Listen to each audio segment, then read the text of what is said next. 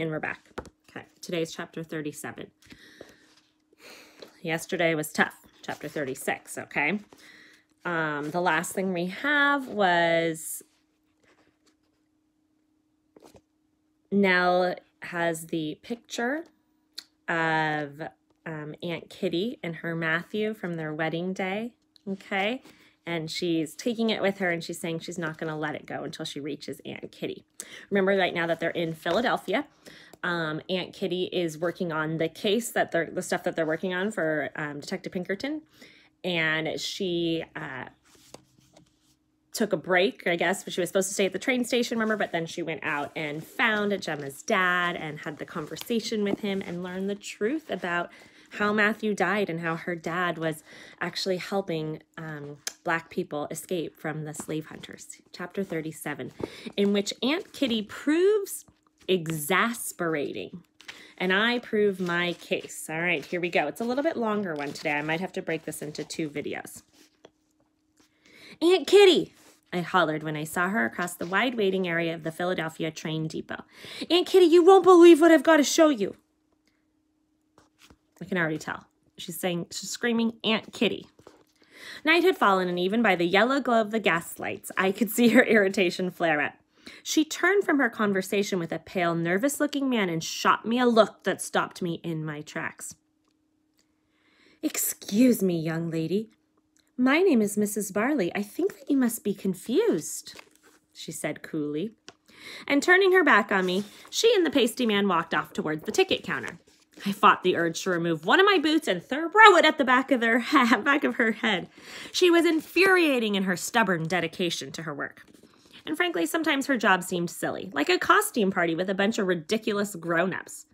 I stood there in the pale circle of light, shaking with anger, and I didn't know which enraged me more. That there was never a good time to talk about what happened to my daddy and her Matthew, or that I had done it again and given away her true identity. I skulked over to a nearby bench and sat down, letting out a deep sigh that echoed in the vast waiting area. After a while, I watched Aunt Kitty cross the marble floor towards me. She was her usual calm self, her spine as straight as a fence post, and her gait regal like Queen Victoria. I noticed more than a few heads turned to watch her pass. The cavernous train depot amplified every sound, cavernous like a cave, echoing, and I heard the swish, swish of her full blue skirts as she approached. I have secured 4 double berths in the sleeping car of the 10:50 train bound for Washington, she whispered tensely. 4 double berths, like double beds, in the train car, she whispered tensely, and then seeing my frantic search for which train she was talking about, she pointed her gaze towards the right one and went on. The sleeping car is the very last. The rear door will remain unlocked as I am awaiting the arrival of my poor sick brother who cannot walk without aid. I didn't know you had a sick brother, I began, but then I snapped back, realizing Aunt Kitty was still in character for the latest case. My cheeks burned red with embarrassment. How come she doesn't remember this stuff? Why are you so distracted, Matilda? She hissed, looking around to see if we were overheard. Have you no sense? Have you no understanding of the gravity of the situation?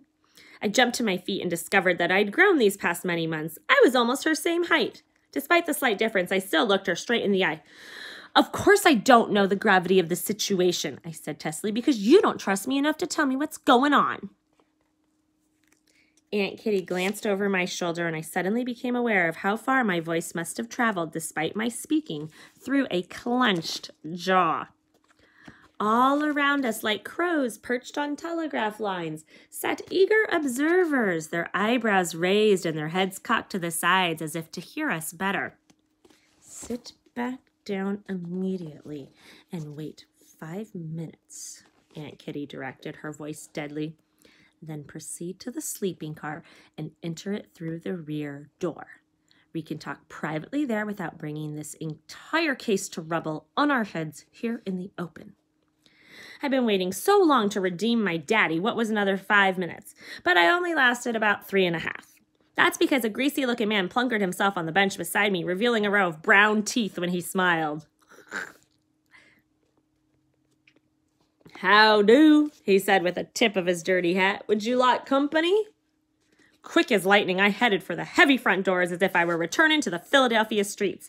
Then at the last minute, I dove behind a chalk signboard advertising train tickets to Cincinnati. Crouched down low and counting out a full 120 seconds, I finally dashed across the tracks and down the other side of the train all the way to the sleeping car at the very end. I think that guy might have spooked her a little bit, and that's why she kind of ran off. I was breathless when I bounded inside and flung myself into the seat across from Aunt Kitty. "Foolish child. I thought you had more sense after all this time, but you've proven to me that you do not. Such recklessness using my name. On a case of this important, you irresponsible girl." "Stop calling me that," I said in a steely voice I'd picked up from her. "Calling you what?" "Girl," I said flatly. "I am not a little girl anymore. I'm 13 or thereabouts." She stared at me with a look of curiosity mixed with rage. "And I don't want to hear you blather on about another case, Aunt Kitty, all right, Aunt Kate? But it's time you do the listening to me for a change with no interruptions." She turned her eyes away, gazing out the railcar windows at the doors that led from the street into the depot. She seemed to be deciding whether she had the patience for me or not. "It's about my daddy, and you need to hear me out. He was a good man, just like I've said all along. And just as your beloved Mr. Pinkerton helps the Underground Railroad, my daddy did too." Aunt Kate gasped like I'd uttered a blasphemy, like a bad thing, a bad word. "How dare you speak Mr. Pinkerton's name together in the same breath with your father's? You sound like a child who's been raised on fairy tales. You want to believe that your good-for-nothing father was decent in some ways, but he was not. And after all this time witnessing detective work, it seems you haven't learned anything. Where's your proof? Where's your evidence?" Hesitated for a few seconds, almost losing my nerve. I had no idea how she would handle this moment. I stared into her stern face, the fingers of my left hand turning the picture frame around and around in my skirt pocket. Finally, I pulled out the white hanky and unfolded it, silently holding the delicate gold frame out to her. Aunt Kate's sharp eyes darted. Aunt Kate, that's the first time she's called her that. Aunt Kate's sharp eyes darted to the picture, but her hands lay useless in her lap. She seemed thunderstruck by what she saw, drawn to the image, yet unable to touch it. "How?" was all she managed. We sat across from each other in the rail car, and I told her everything I'd learned from old Joseph Tuthill and from Gemma's letters. We talked about Matthew and what happened the night he died. Some of it she agreed with, some she did not. But as time passed and she finally took the daguerreotype delicately into her hands, the picture, I could see my aunt's expression transform. She softened somehow, her eyes squinting just a hint less, and her shoulders seeming to slacken. She let out a deep breath, and I swear I could see the anger of so many years swirl into the air above us like a mist and drift away down the narrow aisle of our rail car. Looks like she's letting some of this anger and hatred and tension go. Finally, she spoke, and her voice sounded distanced, like it was coming from miles away. "He carried this picture with him everywhere he went. Matthew did." I nodded silently that I understood. I always did like the idea of carrying a little piece of somebody with me, whether it was a memory or a photograph, or a pair of old scraped-up boots. Old Joseph helped dig Matthew's...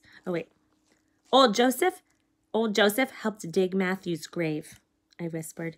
"He said you didn't even come to the funeral." "I couldn't bear the loss," Aunt Kate finally said. "I didn't know how I could go on, how I'd live without him. I think blaming your daddy was the only way I survived. If I didn't have that anger to hold on to, I would have drowned in the sorrow." I knew that same sadness. After Mama died, followed so fast by my two brothers, I was heavy with grief. And then when I learned my daddy was gone too, I slipped into a dark, churning river with no foothold. I felt like I couldn't come up for air from the hopelessness of it all. "Your father, Nell?" Aunt Kate said haltingly. "Tell me what happened to Cornelius in the end." I took my time, partly because I wanted to get it right, but also because my heart was up high in my throat, making it hard to get the words out of her heart's up high. I told her what Gemma had explained in her letters, and what old Joseph had told me this very afternoon. Since it was too dangerous for old Joseph to stay in Chemung County after Matthew's death, and with his family having gotten away to Canada, he came down here where he could help. He sent free blacks and runaway slaves north towards my daddy, and my daddy helped get them onto St. Catharines in Canada, I explained. The way old Joseph said what happened with my daddy was a lot like the night your Matthew died a few years before. My daddy was leading a band of folks. She didn't tell us this in the last chapter. These are some details we didn't know that Mr. Tuthill, old Joseph, must have told her. I'm going to do it again. The way old Joseph said what happened with my daddy was a lot like the night your Matthew died a few years before.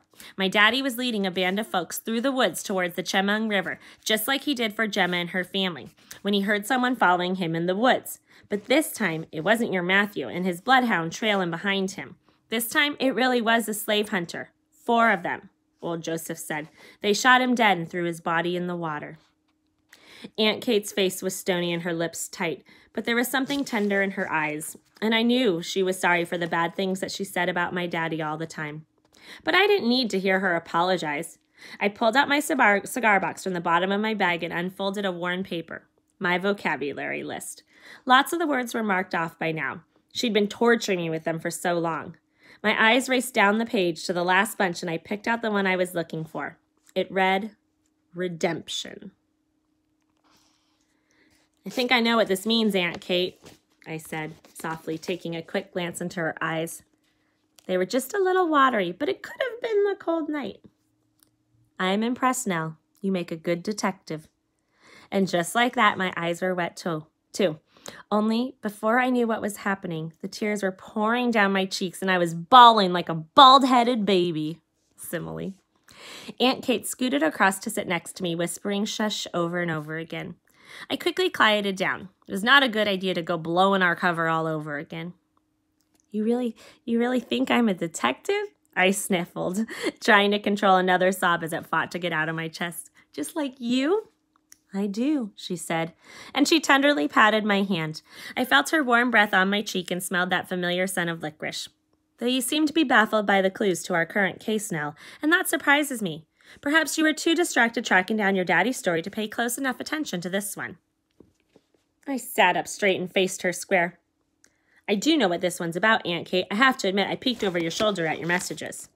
She scowled, but we both knew that peeking over other people's shoulders was all in a day's work for a good detective. I know the code name is Nuts. I suspect it is a man, and I believe he's coming here to Philadelphia on his way to Baltimore. I imagine he could be a wealthy peanut farmer who is being threatened by his wife's lover. Perhaps we're to protect him from robbery, poison. No, maybe it's...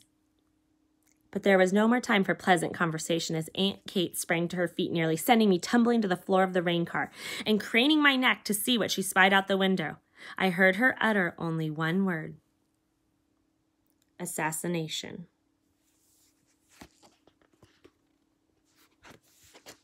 That's the end of the chapter.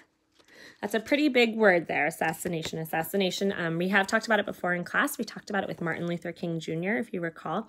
He was assassinated, okay? So it is when somebody is out and they're looking for a specific person and then they actually kill them, okay? So we actually have heard some interesting clues here. So we're kind of back to the Baltimore case now. We kind of hopefully resolved this issue with her father and with finding Gemma's dad and how they're both working the Underground Railroad and helping slaves escape to freedom, or helping Black people that weren't enslaved yet get out of the country so that they weren't caught by slave hunters, okay? But looks like we're going back to Washington, to Baltimore, and back to our case, okay? All right.